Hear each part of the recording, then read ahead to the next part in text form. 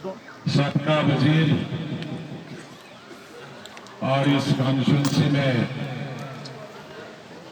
कई बार एमएलए रहे मोहतरम मोहम्मद शरीफ नियाज साहब, मोहतरम वानी साहब, होशियार सिंह जी, ब्लॉक प्रेसिडेंट साहब और हमारे नेशनल कॉन्फ्रेंस के दो बहुत अच्छे लीडर रियाज साहब और शेख साहब, जिनके दोनों वालिदैन ने अपने अपने तरीके से बहुत अरसे तक इस रियासत के लोगों की खिदमत की। जनाब भद्रभाई साहब मरहूम बहुत ही नेक आदमी थे, लेकिन अल्लाह ताला ने उन्हें बहुत जल्दी हम सब से छीन लिया जब वो अपने सियासी अरूज पे थे। तो तब उनकी ज्यादा जरूरत थी, लेकिन तब वो हमारे बीच में नहीं रहे। शेख अब्दुर्रहमान साहब तो आज भी इस उम्र में भी दिल्ली तक दरखास्तें लेकर पहुंचते हैं। जब भी पार्लियामेंट होता है तो तब भी वो किसी न किसी मिनिस्टर के पास अपने इलाके के तहसील ब्लॉक के लोगों से मिलकर वहाँ काम करवाते हैं। मैंने उनसे पिछली दफा कहा, बहुत हो गया, आपने बहुत कम उम्र से लेकर इतना तक किया, आप इनको अपने बेटे को करने दो, शफी साहब को। लेकिन वो मेरे ख्याल में जब तक ताहयात थे, अल्लाह उनकी लंबी उम्र दे, वो लोगों से अपना रास्ता कभी नहीं छोड़ेंगे। मुझे खुशी है कि ये सब कांग्रेस और नेशनल कॉन्फ्रेंस नवाज साहब के साथ बड़े कंधे से कंधा मिलाकर और सब और होशियार सिंह जी से लेकर वानी साहब से लेकर हमारी बहन यहाँ महिला कांग्रेस प्रेसिडेंट और ब्लॉक प्रेसिडेंट है, सब मिलकर बहुत अच्छा काम कर रहे हैं। सबसे पहले तो मैं आपको आज बैसाखी की बहुत बहुत बहुत मुबारकबाद देता हूँ।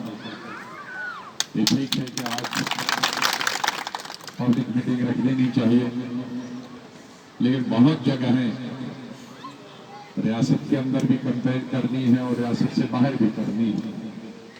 इसलिए एक दिन भी आज इलेक्शन के दौरान छुट्टी मनाना बड़ा मुश्किल काम है।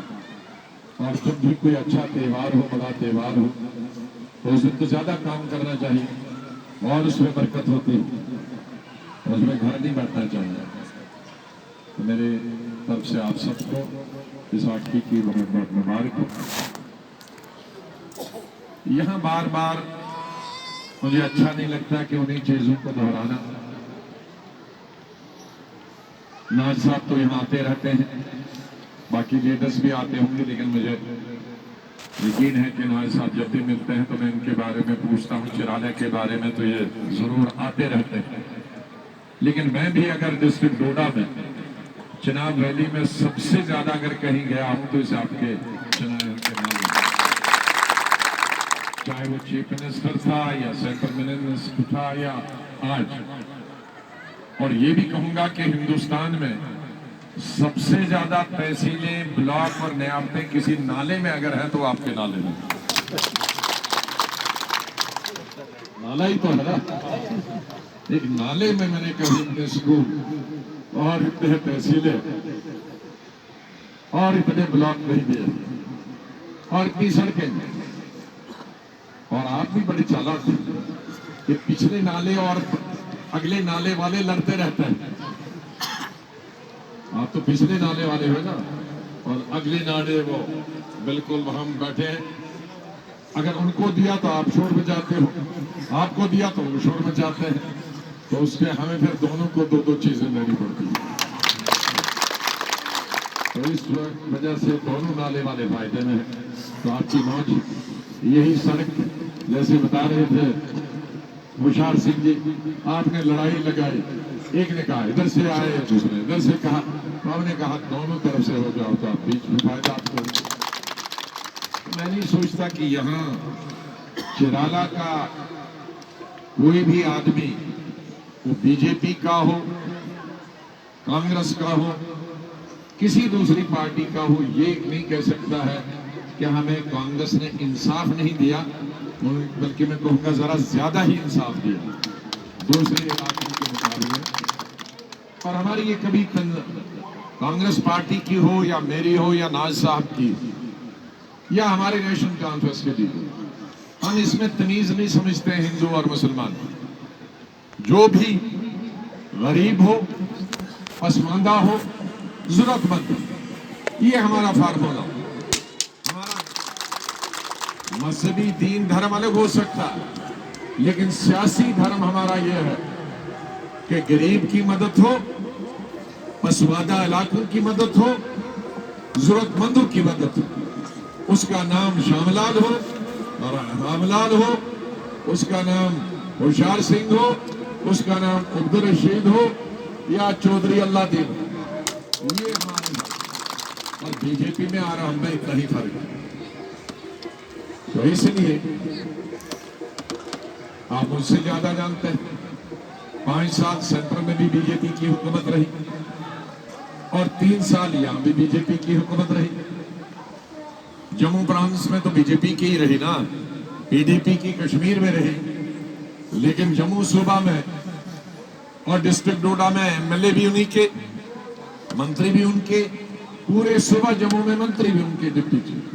तो मैं उसको कहूंगा कि जो पीडीपी और बीजेपी की सरकार थी, पीडीपी की सरकार कश्मीर में थी, बीजेपी की सरकार जम्मू प्रांत में थी। मुझे बताइए कितने लोग आए, कौन सा स्कूल बनाया, कौन सा कॉलेज बनाया, कौन सी सड़क बनाई, कौन सा तहसील बनाया, कौन सा बीडीओ बनाया, कौन सी नियामत बनाई, कौन सा टीचर दिया। हाँ, इतना जरूर किया कि आंगनवाड़ियां जो हमारे वक्त में थी वो आंगनवाड़ियां चल नहीं रही। बीजेपी वक्त इतना हुआ कि मिड डे मील जो स्कीम हमने शुरू की थी वो मिड डे मील स्कीम बंद हो गई। जो चीनी हम देते थे वो चीनी बंद हो गई। जो हम मिट्टी का तेल देते थे वो बंद हो गया। जो डीजल हम सस्ता देते थे वो 3 गुना हो गया। जो सस्ता पेट्रोल देते थे वो दुगना हो गया। जो 400 रुपए में हम रसोई का गैस देते थे वो 1000 में हुआ। ये अलबत्ता बीजेपी की ये बड़ी उपलब्धियां हैं।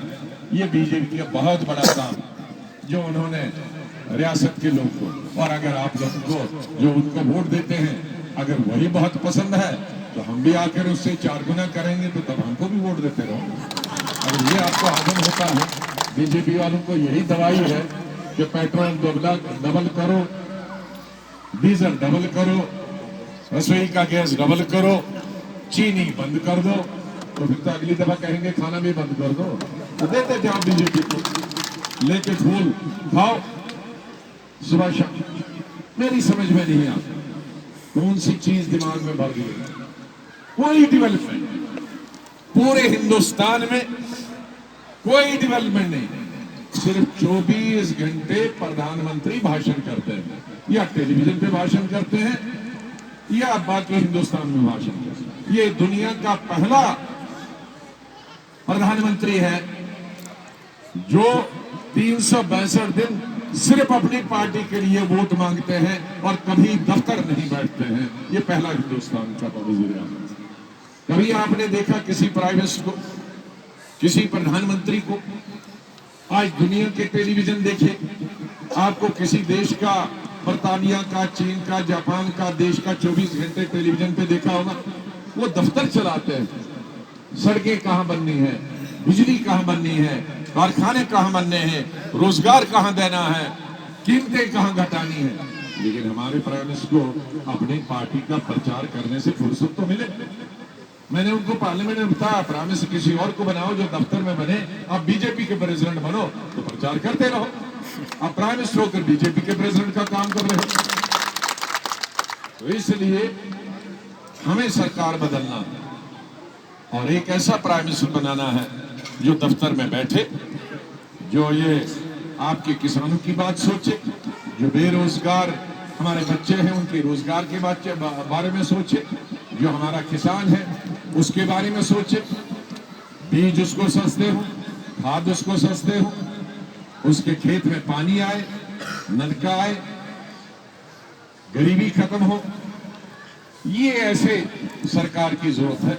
जो सड़कें जो हम लोगों ने सड़कें जहां छोड़ी थी वहां की वहीं रही, जो बिल्डिंगें स्कूल की थी वहीं की वहीं रही, जो नए कॉलेज स्कूल खोलने थे वो वहां के वहीं रहे। तहसील और ब्लॉक कितने हम लोगों ने बनाए, एक की बिल्डिंग शुरू नहीं हुई। मैं तो डिस्ट्रिक्ट जब नए बनाए थे तो 6 महीने में बिल्डिंगें तैयार हो गई थी।